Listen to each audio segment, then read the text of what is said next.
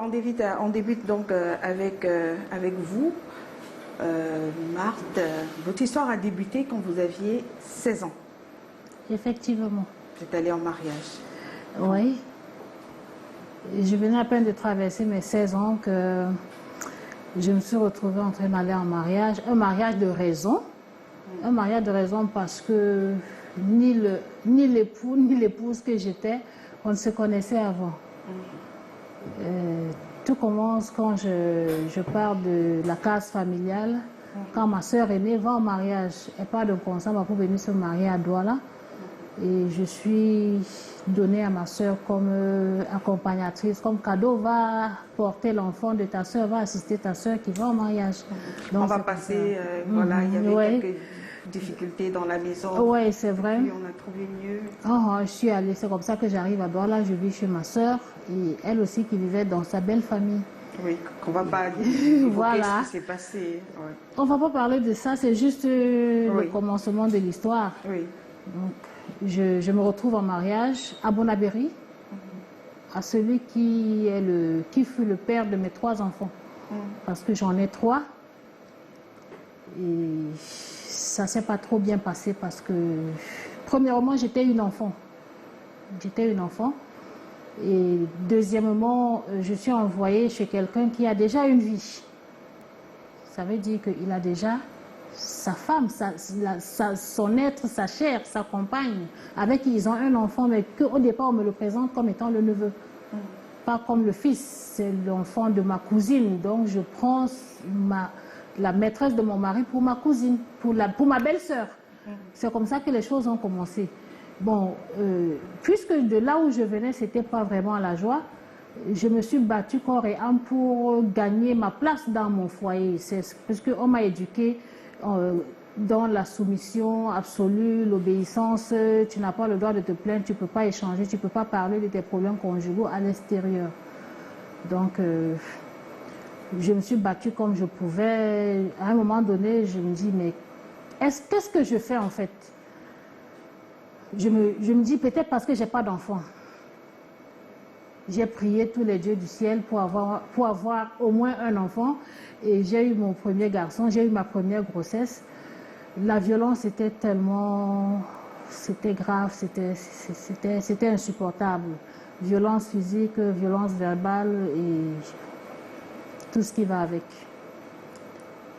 J'ai eu mon premier fils, après j'ai eu le deuxième. Après, j'ai eu la 3e. C'était insupportable. À quel point? Insupportable parce que... En fait, j'étais pas le choix de ce monsieur. Il ne m'avait pas choisi pour épouse. On lui avait imposé ma présence. Voilà. Donc, pour lui, j'étais pas là. Il me le disait carrément, oh, tu n'es pas mon genre de femme, machin, tout ça là. Tu es la femme de mon père. C'était ça, tu es la femme de mon père. C'est mon père qui t'a cherché, tu es la femme de mon père. Tu restais là, tu la fermes. Ce qui fait que quand la maîtresse venait à la maison, je n'avais pas de parole. J'étais obligée de coopérer, si bien que je m'étais même nouée d'amitié à cette dernière, juste pour être en paix. Vous saviez déjà que c'était... Oui, je suis parce qu'un jour, en rangeant, je suis tombée sur l'acte de naissance de l'enfant et j'ai vu que ça portait le nom de mon mari. L'enfant c'était l'enfant de mon mari qui avait été reconnu par... Et il y avait pour témoin de reconnaissance un ami qui venait partager le repas à la maison. Donc, c'est là où j'ai compris que pour être à l'aise, il fallait faire la paix avec Madame Idriss. Je me suis nouée d'amitié avec, si bien que même quand j'allais me marier à l'état civil, c'est elle qui m'a confectionné ma tenue. Et je vous assure qu'elle m'a confectionné un sac. Ah, c'est elle qui a cousu carrément votre... Oui, c'est elle qui a cousu ma tenue de mariée. Et c'était un sac. Bon, j'ai pris sur moi parce que je voulais la paix. Pour moi, je n'avais pas où aller en fait. Parce que je ne pouvais pas faire machine arrière. Et je ne connaissais pas la vie de dehors. Je devais tout faire pour être bien là où je suis. Est-ce que vous travaillez? Est-ce que vous meniez une maison? Je ne travaillais pas parce que je pars à peine, je suis en 4e année au CPFO. Je vais en mariage, je n'ai même pas eu le temps de composer mon CAP. Je suis allée en mariage, donc je ne pouvais pas travailler. Je faisais donc des petits métiers. Ça veut dire que parfois je faisais les beignets que j'allais vendre au marché du rail. Et parfois, je faisais les champs autour de la maison. pour essayer de m'occuper de mes enfants. Et j'étais trop fière à cette époque parce que je voyais mes enfants, c'était ma joie. C'était ma joie. Jusqu'à ce que je décide comme ça un jour d'aller voir ma grande soeur qui venait d'ouvrir une poissonnerie. Et je voulais faire quelque chose parce que monsieur rentre de son travail, il vous présente un salaire. Déjà, je n'ai pas vraiment été à l'école, je faisais dessin bâtiment. C'était technique industrielle, il n'y a pas comptabilité, il n'y a pas, si je ne sais pas lire un bulletin de paye. Monsieur rentre, il dit, bon, moi, mon salaire, c'est 87 000. Il faut voir comment on va vivre dans 87 000. Effectivement, je commence à calculer, je calcule et j'épargne, je réussissais à épargner. Première tontine de 1000 francs toutes les semaines qui a fait 400 000. Imaginez 1000 francs toutes les semaines, 400 000, c'est combien d'années de cotisation? Quand le monsieur a pris la tontine, il a dit que la machine de la mère de son enfant était en panne et qu'il devait lui acheter une machine fait-tout. Et il est allé acheter la machine fait-tout avec cette première cotisation. Non, mais vous avez accepté de lui donner votre argent pour faire la machine? Déjà, je n'avais pas de mots à dire. Je ne pouvais pas. Sinon, c'est la bastonnade immédiate. Je ne pouvais pas. Et on a relancé la deuxième tontine. C'est comme ça que ça a donné les 400 000. À l'époque, on vendait les marécages. Il n'y avait pas encore les gens à Bonaberry comme maintenant. On s'est acheté un 400 mètres carrés à raison de 1000 francs le mètre carré. J'ai commencé à remblayer avec mes enfants. On a remblayé jusqu'à ce qu'on construise une dépendance de 2 chambres. Bon, c'était un mur, c'était 4 murs, c'était pas 2 chambres. C'est avec le temps qu'on a séparé pour avoir 2 chambres et un salon. Et ma grande soeur ouvre une poissonnerie un jour. Je décide comme ça de me lancer dans le commerce parce que je ne pouvais plus faire les beignets et tout ça. Elle me dit, trouve juste l'emplacement, tu viens chercher le poisson, tu vas vendre et tu viens payer, tu prends au fur et à mesure le temps pour toi d'avoir un capital. J'ai trouvé l'emplacement et mon mari était très d'accord. On faisait le service, on se relayait. Quand il allait parfois au travail à 14 h, il ouvrait le matin, je venais le relever, il partait. Et un jour, on appelle disant que son père est malade, puisque ses parents sont toujours dans la ville. Il me dit, va voir mon père et tu reviens avant que j'aille au travail. Je me lève, je vais voir son père. À mon retour, j'étais sûre que je n'allais pas le trouver à la boutique parce qu'il était temps pour lui d'aller au travail. Mais curieusement, je le trouve là. Il me dit qu'il y avait un phénomène de fraude. Quand quelqu'un te donne l'argent, ça soutient l'argent dans la caisse. Il dit qu'il y a une dame qui est venue acheter le poisson et puis tout l'argent est parti alors qu'il avait déjà tout vendu. La caisse est vide, le frigo est vide. Un frigo que j'étais allée porter chez ma mère parce que pour moi, je me disais qu'il n'a pas d'argent pour acheter le frigo. Je suis allée prendre le congélateur de ma mère, dont le congélateur est vide, la caisse est vide et je dois payer le poisson, je dois verser l'argent du poisson que j'ai pris la veille.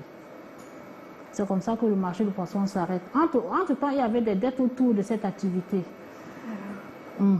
Donc, qu'est-ce qui a été le déclic? Le déclic, en fait, c'est que quand j'arrête cette activité, je suis à la maison. Il décide donc de ne pas rembourser l'argent du poisson, de ne pas payer les dettes qui tournaient autour de l'activité. Du coup, je suis harcelée. Oh oui, vous étiez endettée. Voilà, je suis endettée à hauteur de presque 150 000. Je suis harcelée. Et un jour, un soir, les voisins en train de discuter, quelqu'un qui dit, ah vraiment, les gens sont terribles, comment tu peux travailler avant la fin du mois, tu as déjà pris un acompte de la moitié de ton salaire. Je dis, mais acompte moitié de salaire, ça a attiré mon attention. Je suis allée, puisque c'est un mot que j'avais déjà vu sur le bulletin de paye, je suis allée lire et je vois acompte. Je regarde tous les bulletins, donc ça veut dire que chaque 15, il prenait plus de la moitié de son salaire lui aussi. Ça veut dire que l'argent qu'il venait déclarer comme étant le salaire mensuel n'était que le net à percevoir parce qu'il avait déjà pris presque la moitié avant.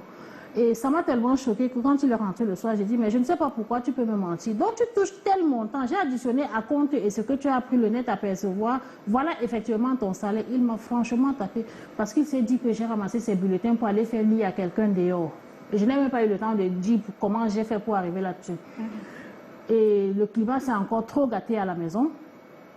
J'ai décidé, ok, je vais donc aller sur les chantiers parce que je ne peux pas faire de commerce, je vais aller travailler, j'ai été manœuvre sur beaucoup de chantiers ici dans la ville. Et un jour, je me lève pour aller au travail. Je partais alors que je descendais, il y avait la marée et dès que je tends le pied pour descendre la véranda, il m'a taclé le pied par derrière et j'ai atterri dans la boue avec le visage. Il me dit, si tu ne travailles pas, tu n'iras pas au travail. J'ai dit pourquoi? Il dit non, tu ne peux pas prendre une fille qui va venir laver mes enfants. Elle ne lave pas bien les enfants. Tu laves mes enfants tout avant de partir. J'ai lavé les enfants tout le temps d'arriver au travail. La veille, il avait vu le patron pour lui dire que s'il m'attrape à cause de son chantier, c'est mort. Donc après, j'arrive en retard au travail, le patron, allez à la maison, moi je n'ai pas de problème avec ton mari, non, il faut rentrer. J'arrive à la maison, c'est son petit frère avec qui on vivait qui me dit, mais je dis, on t'a vraiment jeté dans ta famille, qu'est-ce que tu fais? Il dit, mais mon frère va te tuer, il faut partir, il va te tuer. J'ai dit, mais mes enfants, je fais comment? Il dit, mais si tu meurs, tu ne seras pas là pour voir tes enfants, vas-y, sauve d'abord ta tête. Je quitte, je vais chez mes parents. J'arrive à la maison, j'explique à ma mère. Elle dit, ah, attends ton père. Quand mon père vient, je lui explique. Il dit, moi, je n'écoute pas les histoires des femmes. Il dit à son épouse, accompagne-la, que son mari te dise ce qu'il lui reproche. Je suis revenue avec ma mère, il nous a mis à la porte. J'ai dit, et les enfants, on fait comment? Il dit, oh, tu n'as pas d'enfants ici, ma mère va s'occuper des enfants, va-t'en. Je suis partie, j'ai abandonné mes enfants ce jour. Et qui vous a aidé à déposer pour le divorce? C'est moi-même. J'ai demandé le divorce parce que quand je pars de là, je me dis peut-être que la colère va passer. Une semaine après, je reviens, je me rends compte qu'il y avait une infirmière d'un centre de santé au quartier qui était déjà installée à la maison. Donc, c'était même pas celle que vous pensiez? C'était même pas celle que je pensais en fait, c'était pas elle. Puisque elle, de toute façon, quand je suis partie, d'après ce que j'aurais appris, c'est qu'il a dit que quand j'étais bien avec toi, tu n'as pas voulu m'épouser. C'est vrai, mes parents se sont interposés, mais quand ma femme était à la maison ici, je t'ai dit de me donner l'enfant, tu as refusé, donc tu ne rentres pas chez moi. Et puis, comment vous avez fait, vous avez déposé la demande, vous n'avez pas eu d'accompagnement d'un avocat? Non, je n'ai pas eu d'accompagnement parce que je n'avais rien. Je ne pouvais pas me payer les services d'un avocat. Et... Le divorce a été prononcé en sa faveur? Ouais, autant exclusif de moi. Parce que dans le document, il a dit que je représentais un danger pour les enfants. Et ça n'a pas été évident entre les visites. Il ne pouviez pas rendre visite à vos enfants? Oui, parce que j'avais le droit de visite un samedi par mois et aux heures réglementaires. Heure qui ne m'avait jamais autorisée. Je suis rentrée au tribunal, c'est comme ça que je tombe sur une maman, elle était déjà en retraite, elle allait déjà en retraite, greffière, elle m'appelle. Je lui explique la situation, elle me pose une seule question. De tous tes accouchements, lequel a été le plus facile? J'ai dit aucun. Elle dit, tu sais que tu aurais pu rester sur la table pendant les accouchements? J'ai dit, je ne sais pas. Elle dit, parce que quand quelqu'un réagit comme le père de tes enfants réagit, éclipse-toi, parce que tu ne peux pas supporter. Et si tu insistes, tu vas perdre les enfants. Protège-toi d'abord. Ça fait tellement mal. Je n'arrivais pas, j'étais sombre. C'est comme ça qu'il y a une amie qui me propose d'aller au Niger parce qu'elle avait un restaurant, il fallait qu'on travaille ensemble. C'est comme ça que je décide donc de quitter le Cameroun. Je vais au Niger déjà. Et j'ai commencé à oublier un peu. Parce que quand je ne pouvais plus aller, tous les samedis j'allais, hein, je pars, je rentre, j'achète, je pars, je rentre, je fais des cadeaux pour mes enfants, je ne peux pas leur donner, on ne peut pas avoir 5 minutes ensemble. Il refusait? Il refusait carrément, il refusait. Il refusait l'accès? Il refusait et il trouvait tous les moyens pour me vilipender auprès des enfants. Parfois, je vais à l'école, c'est à l'école qu'on me chasse. Ah non, vous ne pouvez pas passer ici. Le père des enfants a dit que vous êtes un danger pour les enfants, vous ne pouvez pas passer ici. Mais pendant ce temps, il ne s'occupait pas des enfants en fait. Il ne s'occupait pas d'eux. Et à un moment donné, il décède et vous décidez de revenir. Ouais. Quand il décède, je ne suis pas au Cameroun. Avant qu'il décède, déjà, j'ai mon deuxième fils qui a un accident de la circulation et il refuse de signer la prise en charge. Pourquoi? Comment ça? Il refuse carrément. Il dit que l'enfant devait être pris en charge à hauteur de 80% par son assurance. Parce que c'est des enfants légitimes. Il dit, si tu veux que je signe ma carte d'identité pour que l'enfant soit pris en charge, toi et moi, on se remet. J'ai dit, je ne peux pas. Et il n'a pas signé. Donc, quand il décède, je rentre au Cameroun. Je décide de rentrer parce que déjà, il était trop violent avec les enfants et il frappait les enfants avec ma chicotte, en fait. Comment ça? Ça veut dire qu'il transférait sa colère, la colère qu'il avait contre moi sur les enfants. C'était pas la joie, en fait. C'était pas la joie. Les enfants, chacun a pris sa route. Papa est violent, il chasse de la maison, parfois il chasse, l'enfant habite chez le voisin, des choses comme ça. Et puis, quand vous êtes revenu, il y a Franck qui était dans un sale état. Oui, Franck était dans un sale état. Comment s'est fait la première rencontre avec lui, avec Franck, quand vous êtes revenu? Franck il était dans vraiment un sale état. Il avait perdu goût à la vie en fait. Il était perdu, Franck était perdu. Il était perdu à un niveau où j'avais parfois peur quand je le regardais. Je me demandais, j'avais tellement mal. Je sentais que j'ai échoué en fait. J'avais échoué et je regardais mon échec.